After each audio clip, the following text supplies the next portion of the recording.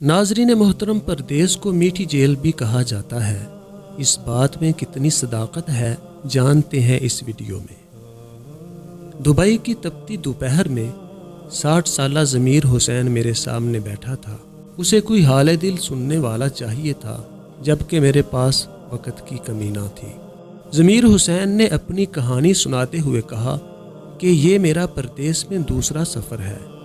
पहले मैं तब परदेस आया जब मैं जवान था और मेरे बहन भाई छोटे थे। वालिद साहिब की आंखों की रोशनी चली गई और घर का सारा बोझ मेरे कंधों पर आ गया। मैंने भाइयों की परवरिश की, अच्छी तालीम दिलवाई और परदेस में सालों तक अपनी जवानी की तवानाइयाँ बेचकर अपने ख़ानदान की बका और बेहतरी की जंग लड़ता रहा।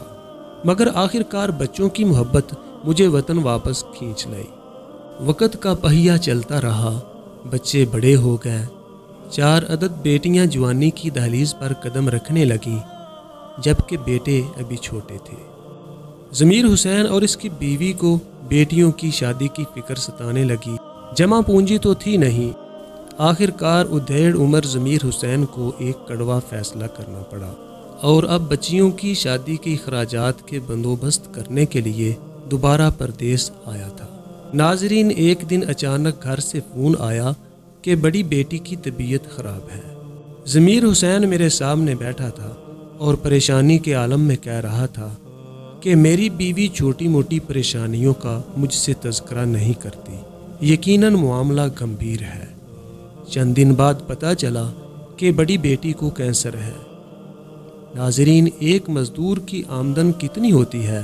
सर छुपाएं तो पैर नंगे और अगर पैर छुपाएं तो सर नंगा। मज़दूर चाहे देश में हो या परदेस में, उसकी हालत में कोई ज़्यादा फ़र्क नहीं होता। ज़मीर हुसैन ने जो कुछ उसके पास था और जहाँ से भी कर्ज मिल सकता था सब इकट्ठा करके घर भेज दिया।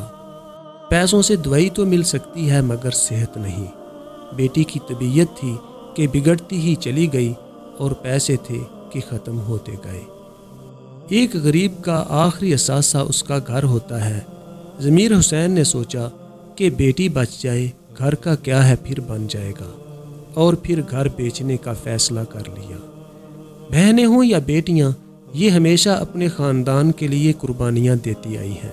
बेटी को जब बाप के फ़ैसले का पता चला तो उसने फ़ोन किया और कहा कि बाबा, मैं आपके सदके जाऊं, मेरी फ़िक्र ना करें, घर को ना बेचो, नसीब में अगर ज़िंदगी हुई तो बच जाऊंगी, क्यों बेछत होते हो। मुझे याद है कि बेटी के अल्फाज बयान करते हुए बूढ़ा ज़मीर हुसैन बच्चों की तरह फूट फूट कर रोया था। इसकी बूढ़ी आंखों से आंसुओं के मोटे मोटे कतरे इसके जुरियों ज़दा चेहरे पर फिसलते हुए इसकी सफ़ेद दाढ़ी में कहीं गुम हो रहे थे। और फिर बेटी के इलाज के लिए ज़मीर हुसैन ने घर बेच दिया। मगर लाख कोशिशों के बावजूद बेटी ज़िंदगी की बाजी हार गई। और फिर हुआ यूं कि ज़मीर हुसैन अपनी बेटी के जनाजे में भी शरीक ना हो सका, क्योंकि उसके कागजात का कोई मसला था। परदेस में कितने ही ऐसे बेटे हैं जो अपने वालिदैन के जनाजे में शरीक नहीं हो सकते, और कितने ही ऐसे बुज़ुर्ग हैं जो अपने बच्चों को अलविदा नहीं कह सके। बावजूद इसके कि बूढ़े ज़मीर हुसैन की हड्डियाँ और उसका जोड़ जोड़ दर्द करता था। कौन सा अपने लिए जी रहा था? अभी उसने नया घर लेना था। बीवी, 3 बेटियों और 2 छोटे बेटों के लिए जीना था।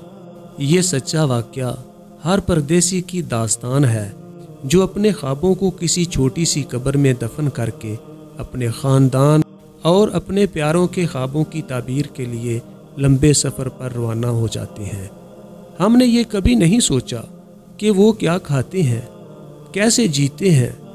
हमें गर्ज है तो सिर्फ अपने मतलब से।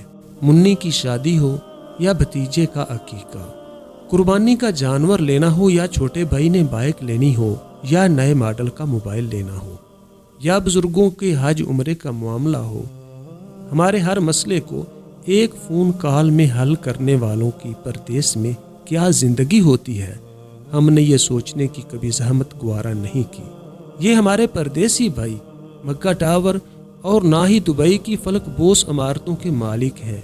یہ تو پردیس کے مزدور ہیں، محض مزدور اور مجبور، جو پردیس میں خود کو ہمارے لیے آئے دن کسی نئی قربانی کی بھیٹ چڑھاتے ہیں اور ہر خوشی کا موقع گیلی آنکھوں اور بوجھل دل کے ساتھ گزارتے ہیں۔ ان کی قدر کیجیے۔ ناظرین، یہ ایک ویڈیو نہیں، یہ ایک سوچ ہے، ایک پیغام ہے۔ اس ویڈیو کو لائک کریں اور شیئر کریں۔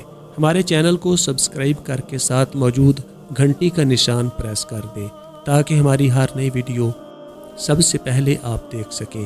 اپنا اور سب کا بہت سا خیال رکھیے گا۔ اللہ حافظ۔